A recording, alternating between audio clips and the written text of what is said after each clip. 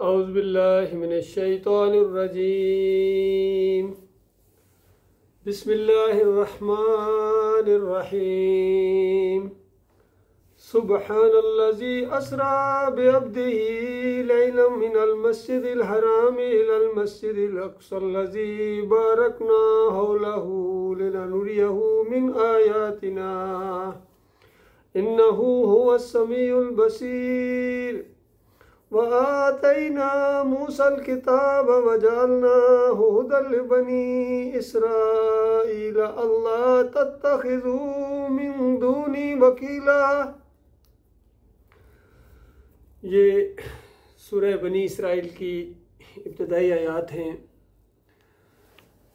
इन आयात पर पहले भी कई दफ़ा दर्स हो चुका है, लेकिन हालात के तहत और मौजूदा जो सूरत हाल है उसके ऊपर इन आयात का समझना भी और ज़्यादा आसान हो जाएगा, और जो मुसलमानों की मौजूदा सूरत हाल है, ख़ास कर ये फ़लस्तीन का मसला, ये भी आपको समझ में आ जाएगा, इसका हल भी आपके सामने आ जाएगा। बेशुमार लोग हैं अपनी अपनी राय दे रहे हैं, हत्ता कि उम्मत मुसलमान के उलमा ने तो जहाद के फतवे भी जारी कर दिए हैं, लेकिन बात समझ में नहीं आ रही है कि क्या करें। इन आयात की रोशनी में अगर आप मसले को समझेंगे तो आपको सारा मसला भी समझ आ जाएगा, इसका कुरानी हल भी समझ आ जाएगा। अल्लाह ताला से दुआ है कि इन आयात के ऊपर गौर व फिक्र करने और इसके ऊपर अमल करने की तौफीक अता फरमाए। यही वो आयात है जिनके अंदर मस्जिद अल अक्सा का जिक्र किया गया है, और मुसलमानों की जो उसके साथ एक मजहबी अकीदत है, दीनी अकीदत है, उसका भी जिक्र है। वाक़या मेराज की तरफ ये इशारा है, और अल्लाह ने अपनी कुदरत और ताकत का भी इसमें ज़िक्र किया है, और इसी अंदाज से ये आगाज़ इन अल्फाज के साथ है कि सुबहान अल्लाह जी, तुम्हें समझ में आए या ना आए, अल्लाह पाक है, अल्लाह बहुत ही कुदरत वाला है, और हर उस नक्स से, ऐब से पाक है जो तुम्हारे दिमागों में आ सकता है। जो ले गया एक रात अपने बंदे को, ये बहुत ही शफकत वाला अंदाज है, चूँकि बंदा होना ये बहुत बड़ा एजाज़ है। इसी वजह से नबी अलैहिस्सलाम ने फरमाया, मुझे उस तरह ना बढ़ाना चढ़ाना जिस तरह यहूद नसारा ने बढ़ाया चढ़ाया था और फिर गुमराह हो गए। जब भी मुझे याद करो, और मेरी हैसियत ये है कि अब्दुहु व रसूलुहु, मैं अल्लाह का अब्द हूँ, बंदा हूँ, और रसूल हूँ उसका। तो ये अब्द के साथ जब मालिक खिताब करता है तो ये बहुत ही मोहब्बत वाला अंदाज होता है कि मस्जिद अल हराम से मस्जिद अल अक्सा, जहाँ उसके इर्द गिर्द और उस इलाके के अंदर चूँकि अम्बिया की सरजमीन है, और अल्लाह ताला ने उसके अंदर बहुत ही ज़्यादा बरकतें रखी हुई हैं, और मालिक सब कुछ देख रहा है, वो बहुत ज़्यादा सुनने वाला है और बहुत ज़्यादा देखने वाला है।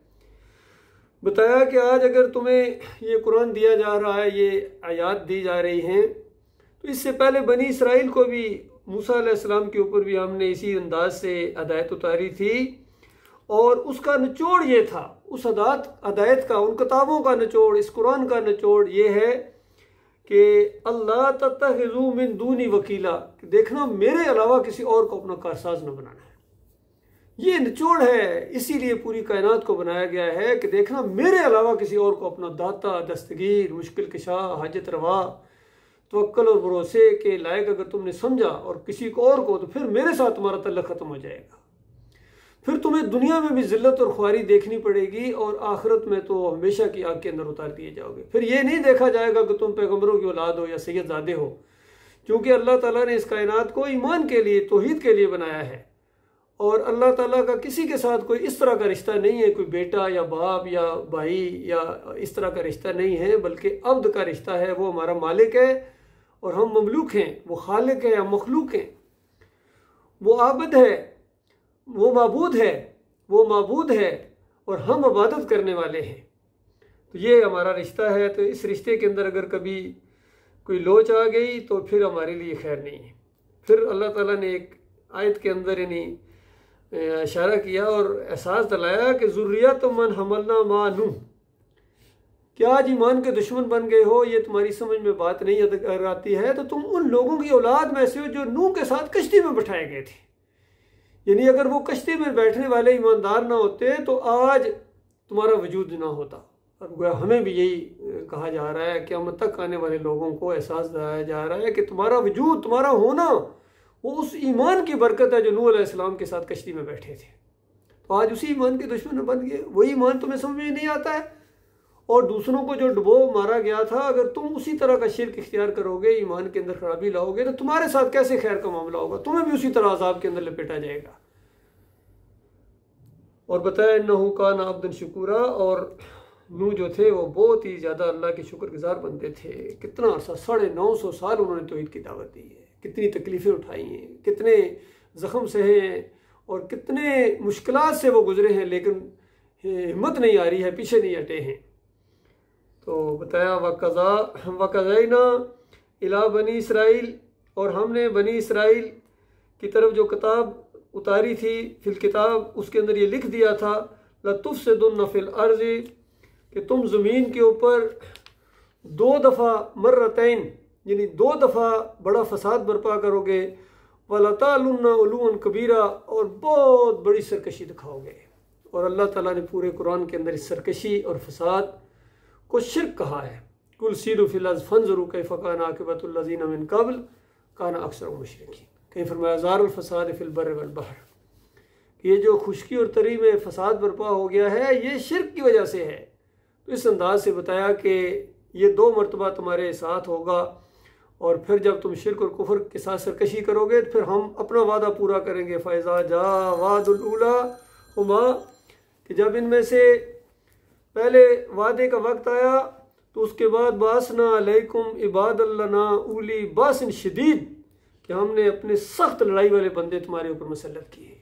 देखिए, बनी इसराइल को कहा जा रहा है, सैयद ज़ादों को कहा जा रहा है, याकूब अलैहिस्सलाम के बच्चों को कहा जा रहा है कि जब मेरे अलावा किसी और को तुमने अपना कारसाज समझा तो उसके बाद फिर दुनिया के अंदर तुम्हारे ऊपर मेरे अजाब का कोड़ा बरसेगा, और फिर वो ऐसे तुम्हारे ऊपर मुसल्लत किए जाएंगे कि वो शहरों के अंदर घुस जाएंगे और जो चीज़ उनके सामने आएगी बिल्कुल बर्बाद कर देंगे। बिल्कुल आज का मंजर जिस तरह आप देख रहे हैं, वहाँ ये फ़लस्तीन के अंदर कोई इमारत बाकी नहीं रही है, पूरा शहर एक बिल्कुल उजड़ा हुआ वीरान, ऐसे लगता है कि किस तरह अल्लाह का अजाब उनके ऊपर आया है। तो ये भी इंसान है, वो भी इसी तरीके से इंसान थे। उन्होंने जब सरकशी की, उनके ऊपर अल्लाह का अजाब इस तरीके से आया। बिल्कुल तारीख दोहराई जा रही है, अल्लाह का यही वादा हर वक्त पूरा होगा, हर एक के साथ यही मामला होगा।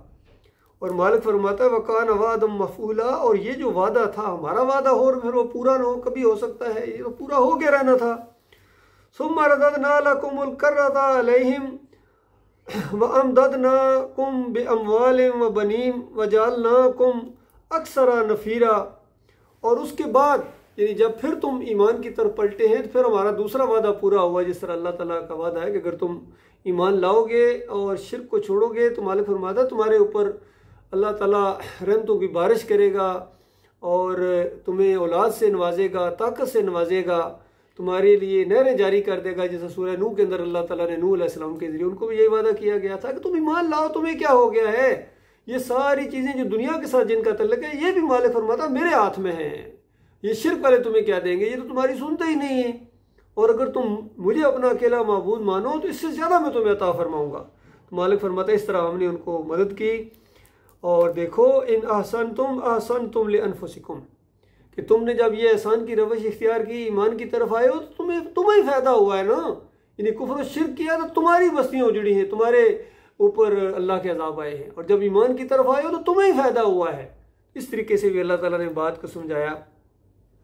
फरमाया वैन साल तुम फलाहा फ़ायदा जा वादुल आखिरा, और जब दूसरे वादे का वक्त आया लियसू वजूहकुम लियदखुलू मस्जिद कमा दखलू अव्वल मर्रा, और फिर जब दूसरे वादे का वक्त आया, फिर वक्त गुजरा, फिर आस्ते आस्ते कुफ्र शिर्क के अंदर जब ये गए तो फिर अल्लाह ताला ने अजाब के कोड़े को फिर हरकत में दिया, फिर उसी तरीके से तुम्हारी मस्जिद के अंदर वो दाखिल हुए। वहाँ मस्जिद का जिक्र किया, उनकी भी वो मस्जिद ही थी गोया, जिसको सलमान हैकल या इस तरह की चीज़ें कहते हैं। उनकी इबादत गए थी, अल्लाह की इबादत करते थे, लेकिन जब बंदे ही अल्लाह के ना रहे, ईमान ही ना रहे, फिर अल्लाह ताला इनकी मस्जिदों को क्या करेगा। मस्जिदें तो होती वो हैं जो खालिस अल्लाह की बंदगी हो, शिर्क का रद्द हो, वो मसाजिद होती है। वन्नल मसाजिद लिल्लाह फला तदउ मा अल्लाह अहदा, कि मस्जिदें तो खालिस अल्लाह के लिए हैं, इसमें तो अल्लाह के अलावा किसी और को मत पुकारो। और जब अल्लाह के अलावा किसी और को पुकारोगे, इस तरह आज हमारे मुसलमानों के अंदर वही शिरक आ गया है। मस्जिदों के अंदर एक तरफ या अल्लाह और बिल्कुल मुकाबले में या रसूल अल्लाह, या मोहम्मद, या अली, और कहीं तो या गौस की पुकारें लिखी होती। तहरीर कर दिया इन्होंने और ऐलान कर दिया कि अल्लाह को खालिस पुकारने वाले नहीं है। तो अल्लाह के बंदो, अल्लाह के अजाब ना आए तो फिर क्या हो? तो वहाँ तो अल्लाह के अजाब इसी वजह से आए थे। और मैं उसी तरह, बिल्कुल उसी तरह, कमा दखल अव्वल मर्रा वलयुतब्बिरू मा अलून ततबीरा, और फिर उसी तरह उन्होंने गलबा पाया और तुम्हारे ऊपर उस तरह उन्होंने हर चीज़ को तहस नहस कर दिया। तो ये तारीख बताई गई है। उसके बाद फिर उनको कहा गया आसा रब्बुकुम अन यरहमकुम, कि अभी भी मालिक तुम्हें मौका देने के लिए तैयार है। अब भी अगर तुम इस आखिरी नबी मोहम्मद सल्लल्लाहु अलैहि वसल्लम को मान लो और कुरान को अपनी रहनुमा किताब मान लो, तुम्हारा रब फिर अपनी रहमत और शफकत के साथ तुम्हारे ऊपर मुतवज्जा हो जाएगा। व इन उद्तुम, और याद रखना अगर फिर तुमने पुरानी रविश इख्तियार की, ये बात ना मानी, उदना, हम भी अपना फिर अजाब का कोड़ा उसी तरीके से फिर दोहराएंगे। तो देखो, फिर जब उन्होंने बात नहीं मानी तो फिर उसके बाद बनी कुरैज़ा के साथ और उन यहूदी कबीलों के साथ वहाँ क्या हुआ था? एक दिन में 700 आदमियों की गर्दनें मारी गई थी। ये अल्लाह का अजाब उनके ऊपर आया था नबी अलैहिस्सलाम के दौर में। और आखिर उनके भी बच्चे थे, उनके भी घर थे, उनका भी सारा मामला था। लेकिन अल्लाह ताला फिर बच्चों की परवाह नहीं करता है। जब अल्लाह के अजाब के कोड़ा बरसता है, हत्ता कि देखिए नूह अलैहिस्सलाम जो पैगंबर सबसे ज़्यादा इंसानियत के खैरख्वाह होते हैं, नूह अलैहिस्सलाम ने इस तरह दुआ मांगी, या अल्लाह इन्होंने हद कर दी है, अब तू इनसे इंतकाम ले, मैं मगलूब हो गया हूँ, अब ये मेरी बात मानने के लिए तैयार नहीं है, इनके ऊपर ऐसा अजाब ला कि इनके बच्चों को भी ना छोड़ मालिक, बड़े होंगे ये भी काफिर और मुशरिक होंगे। इस अंदाज से अल्लाह का जो मनसूबा होता है वो सामने आता है। जब अल्लाह का अजाब आता है फिर ये बच्चे, औरतें और ये तक जानवरों तक को नहीं छोड़ा जाता है, क्योंकि इंसानों के लिए, ये तौहीद के लिए, ईमान के लिए अल्लाह ताला ने सारी कायनात को बनाया है। और जब इंसान ही अल्लाह के ना रहें तो बाकी चीज़ों को अल्लाह ताला क्या करेगा। तो इस अंदाज से सूरत के अंदर जो चीज़ें बयान की गई हैं, बिल्कुल जिन वजूहात की वजह से बनी इसराइल के ऊपर उसी इलाके के अंदर अजाब आया था, उन्हीं असूलों के तहत, उन्हीं वजूहात के तहत आज इन मुसलमानों के ऊपर अल्लाह के अजाब आ रहे हैं मेरे भाइयों। और अल्लाह ताला ऐसी कौम के ज़रिए इनको पटवा रहा है जो अल्लाह की एक लानती कौम है, जिसके ऊपर लानत की है यहूदियों के ऊपर, और नबी अलैहिस्सलाम ने भी उनके ऊपर लानत की। बिल्कुल आखिरी दिनों के अंदर लान अल्लाह अल यहूदा व नसारा इत्तखज़ू क़ुबूरुल अंबिया व सालिहीन मसाजिदा, कि अल्लाह की लानत यहूद व नसारा के ऊपर, इन्होंने अपने अंबिया और सालिहीन की कब्रों को सजदागाह बना लिया है। और देखना, मैं तुम्हें मना करके जा रहा हूँ, तुम ये काम ना करना। इतना मना करके गए नबी अलैहिस्सलाम। फिर अल्लाह से दुआएं भी की, या अल्लाह मेरी कब्र को बुत ना बनाना कि पूजी जाए। लेकिन अल्लाह ताला का एक अपना मनसूबा है, दो रास्ते अल्लाह ताला ने दिखा दिए हैं और बिल्कुल हदायत और गुमराही को अलहदा कर दिया है अल्लाह ताला ने। फिर भी अगर ये हदायत वाला रास्ता, हालांकि देखिए ये मुसलमान है, हर रिक्कत के अंदर ये दुआ मांगते हैं अल्लाह ताला से। पहले अल्लाह की हमदो सना बयान करते हैं, फिर एक दो पैमान करते हैं जिसको बार बार तोड़ते हैं, इया का नाबुदू व इया का नस्ताइन कह के कितनी दफ़ा इस आयत को तोड़ते हैं। अल्लाह से कहते हैं या अल्लाह हम तेरी इबादत करते हैं, करते रहेंगे, या अल्लाह हम तुझसे मदद मांगते हैं, मांगते रहेंगे। और फिर देखिए किस तरह कोई या अली मदद कहता है, कोई या रसूल मदद कहता है। और क्यों ना कहे, इनके उलमा फतवे देते हैं, बड़े बड़े उलमा, महमूदुल हसन जैसे उलमा, शबीर अहमद उस्मानी जैसे, अंदाज़ा लगाइए, आला हज़रत जैसे उलमा इस चीज़ का फतवा देते हैं कि अल्लाह के मकबूल बंदों को, नेक बंदों को खालिस वास्ता रहमत इलाही समझ कर अगर इनको पुकारा जाए तो ये भी अल्लाह ही को पुकारना है। अंदाज़ा लगाइए, आज जो तकी उस्मानी साहब कहते हैं मेरा दिल कुड़ता है, मेरा दिल वो जो है ज़ख्मी है, मैं बहुत परेशान हूँ। परेशान है तो बताए तुम्हारे बड़ों ने और तुमने इसी शिर्क को कायम रखा हुआ है। ये देवबंदियों की चोटी की तफसीर है, तफसीर शबीर अहमद उस्मानी, इसके पहले सफ़े के ऊपर ये तौहीद की आयत शिर्क के अंदर बदली कर दी इन्होंने, और सब ने इसको कायम रखा है। अरसा दराज तक सऊदी अरब से ये एक तोहफे के तौर पर उम्मत मुस्लिमों को तकसीम की जाती रही है। पहले सफ़े के ऊपर इसका शिर्क लिखा हुआ, अल्लाह के बंदो तो बताओ तुम्हारी वजह से तो अजाब आ रहे हैं, अल्लाह ताला के अजाब का कोड़ा रुक नहीं रहा है। फिर दूसरे हैं जितने हैं कहते हैं जहाद का ऐलान कर दो, पर किसके खिलाफ जहाद का ऐलान किया जाए? शिर्क तुम फैलाओ और तुम्हारी दुआएं अल्लाह कबूल करे, तुम्हारा जहाद। अल्लाह ने तो नमाज को मोमनों के ऊपर फ़र्ज़ किया है, इसी तरह ज़कात भी मोमनों के ऊपर फ़र्ज़ है, जहाद भी मोमनों के ऊपर है। और नबी अलैहिस्सलाम ने जिस अंदाज से जहाद किया है, क़ताल किया है, वो एक पूरी शानदार तारीख है हमारे सामने। पहले तौहीद की दावत दी गई है, जब तौहीद ही नहीं है तो बताओ फिर तुम्हारा जहाद क्या, फिर तुम्हारी नमाजें, तुम्हारे रोज़े, उम्रे और हज क्या है। इस तरह के हज तो और उम्रे तो मुशरिकीन मक्का भी करते थे। इस तरह का मदीना का दफ़ा और मक्का का दफ़ा तो वो लोग भी करते रहे जब उनके अंदर ईमान नहीं था। तो अल्लाह ताला ने उनकी इस कोशिश को, इनके इस रवैये को बिल्कुल कबूल नहीं किया और कहा कि पहले ईमान लाओ, पहले तौहीद को इख्तियार करो कि तुम्हारा मालिक कौन है, तुम्हारा इलाह, तुम्हारा माबूद कौन है। तो ये जब तक मसला नहीं समझा जाएगा कोई मसला समझ में नहीं आएगा। अल्लाह के बंदों, इनकी सारी कोशिशें रह जाएंगी।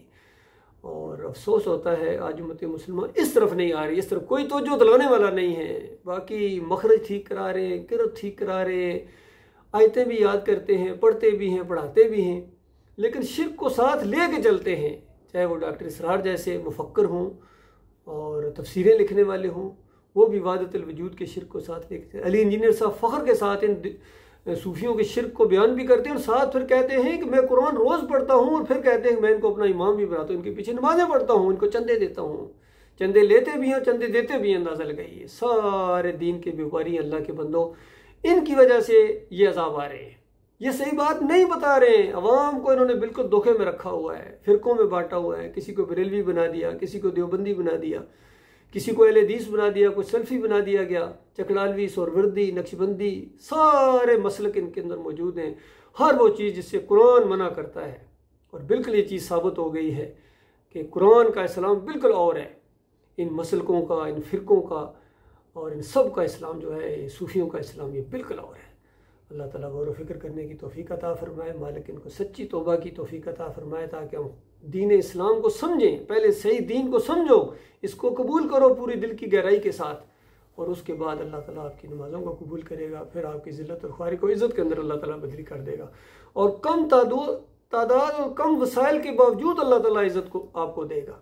आज मुसलमानों की ज़िल्लत और ख्वारी की वजह यह नहीं है कि साइंस और टेक्नोलॉजी में पीछे चले गए हैं या इल्मी मैदान में किसी से पीछे हैं, नहीं, बल्कि असल वजह यह है कि इन्होंने तौहीद को शिर्क के अंदर बदली कर दिया है और इसको अपना दीन समझते हैं। इसके लिए पूरी तरह कट मरने के लिए और जाने देने के लिए जो शिर्किया दीन है इसके लिए तैयार है। तो अल्लाह के बंदों, मरने के बाद जाओगे कहाँ? ये जो तुमने दौड़े जा रहे हो कि हम जहाद कर रहे हैं, ये कर रहे हैं, वो जब तौहीद नहीं है, ईमान नहीं है, शिर्क है अकीदे के अंदर, इल्ला माशाअल्लाह कोई लाखों करोड़ों में खरबों में कोई एक हो जिसका ईमान बिल्कुल सही हो, तो ऐसे लोग तो बहरहाल बच जाएंगे। लेकिन जिसके अकीदे में खराबी है, याद रखिए, वो चाहे वर्दी में है, चाहे वो बगैर वर्दी के है, चाहे मक्का की हिफाजत करे, चाहे मदीने की हिफाजत करे, चाहे फ़लस्तीन दौड़ा जाए, अकीदे के अंदर शिर्क है तो कोई अमल अल्लाह कबूल करने वाला नहीं है। अल्लाह ताला इस नुक्ते को समझने की और जो समझ गए उनको कायम रहने की अल्लाह ताला तौफीक अता फरमाए। वक़ूलु क़ौली हाज़ा अस्तग़फ़िरुल्लाह ली व लकुम व लिसाइरिल मुस्लिमीन।